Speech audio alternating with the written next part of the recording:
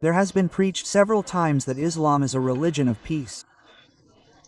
Then in the Quran I found out in Surah 47 verse 4, and I quote, "When you encounter those who disbelief strikes at their neck, then when you have rooted them bind them firmly, then either release them by grace or by ransom until lay down in burdens."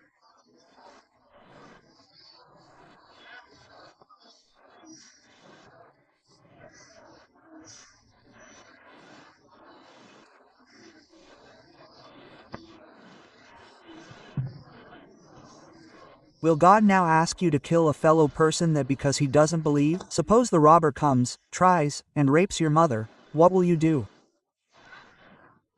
Why is your man of peace if a robber comes and wants to rape your mother?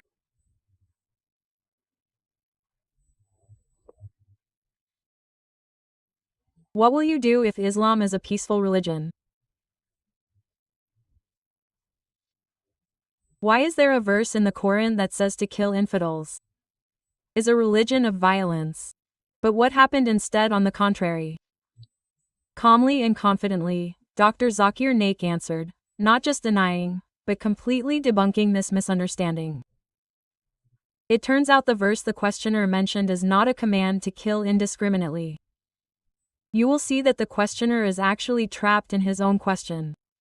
The logic was broken subtly, but decisively. Dr. Zakir Naik's answer not only calmed the atmosphere, but also opened our eyes about true peace in Islamic teachings. Last, go straight to the question, and then I normally try and finish all the questions non-Muslims. Last question please. We have last 3 questions so that we no, just one question. Go ahead. My name is Wazam. Yes, brother, my name is Wazam. So, what's your name? Please, can you keep quiet? If you want to talk, we end the session. I will sit down. Either you talk or I talk. Yes, brother. Your name? My name is Wazumish. So my questions go like this. It has been preached severally that Islam is a religion of peace. Then in the Quran I found out in Surah 47-4, and I quote, 47:4, what does it say? When you encounter those who disbelieve, strike at their neck. Then when you have rooted them, bind them firmly, then either release them by grace or by ransom until lay down in burdens. Had God will, he could have defeated them himself. But he most of you by means of others. As for those who are killed in the way of God, he will not let their deeds go to waste. So if Islam is a religion of peace, then why will God now ask you to kill a fellow person because he doesn't believe in your religion? Very good question. Brother is quoting the verse of Surah Muhammad chapter 47 verse number 4. But out of context, out of context of context. He is quoting, therefore, when he met the unbelievers in fight, he forgot the word in fight. Smite at the neck. At length, if you read the earlier verse, it's talking about a war with the unbeliever. And verse number 4 says, in the war, when you meet the unbeliever, you smite at the neck. I am asking a question. If a robber enters your house, what will you do? Will you give him a cup of tea? No, boys, not talking about. I'm asking you, will you cup of tea? The robber comes, tries and rapes your mother, what will you do? I'll fight him. Why? And you're a man of peace about that. If a robber comes and wants to rape your mother, what will you do? I'll fight him. Then my other question is no. Because me to learn. By this is not a robber. This is talking at red 1 number 1. Go from verse number 1. Those who reject Allah and hinder in the part of those who believe and do righteous deed, this because of them reject the war. The enemies of Allah, when they come to war, don't get scared. I ask the question, if Nigeria had a war with another country, the army general of Nigeria, what would he say? Oh, soldiers, don't get scared, fight them and say okay, go. When they come, you give you a neck at them. What nonsense are you talking? Sir, why ask this question? Let me complete the answer. You asked the question, now you know you are trapped. Let me complete the answer. So this is talking in the battlefield. In the battlefield, when you kill the enemies who come to kill you, this is peace, okay? What does the police do? The police of Nigeria are supposed to keep peace, correct? Why do they carry a gun? Those who want to disrupt the peace. So the rule is that you can use violence as a last resort to maintain peace for those who want to disrupt peace. Do you understand? That means you can use violence against those people, against those criminals who want to disrupt peace. This is the golden rule.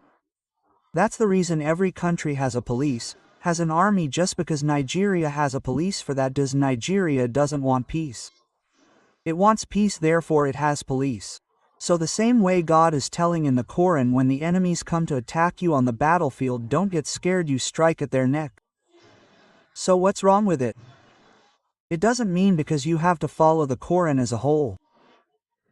Verse number Surah Maida chapter 5 verse 32 says, if anyone kills any other human being, whether Muslim or non-Muslim, unless it be for murder or for spreading corruption in the land, he has killed the whole of humanity. That's a part of the Quran. 2 verses contradicts. That means these people are spreading corruption in the land. Do you understand? So if you are spreading corruption in the land, that time you can kill them. Do you understand? But killing any innocent human being is like killing the whole of humanity.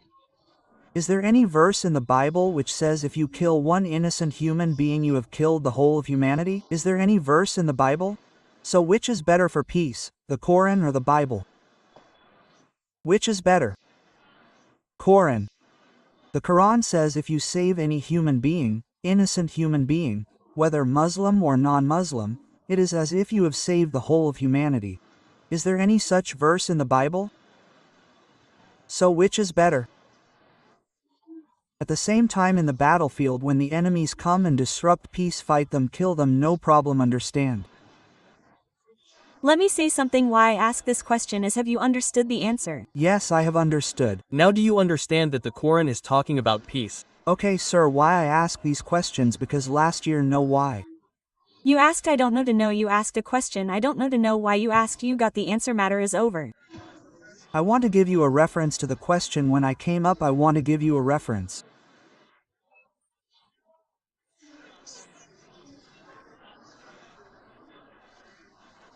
You already gave reference. I already gave the answer. Something happened last year in a university in Sukkot or a polytechnic where a Christian lady was killed that she blasphemed against Muhammad.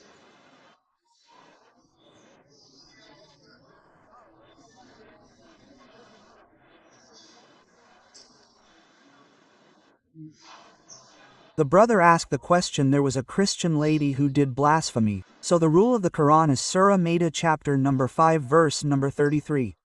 Anyone who verges the war against Allah or His Rasul, you either execute them, or you chop off the opposite hand, or live, or crucify them, or exile them. There are 4 options.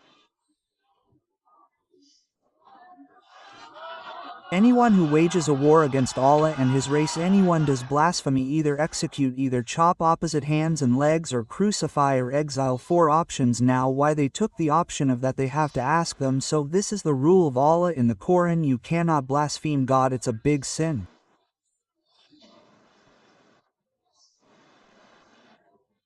So this is the rule, this for peace, because if you don't do that, that lady will do more corruption, the full world will be unpeaceful. Hope the question. Thank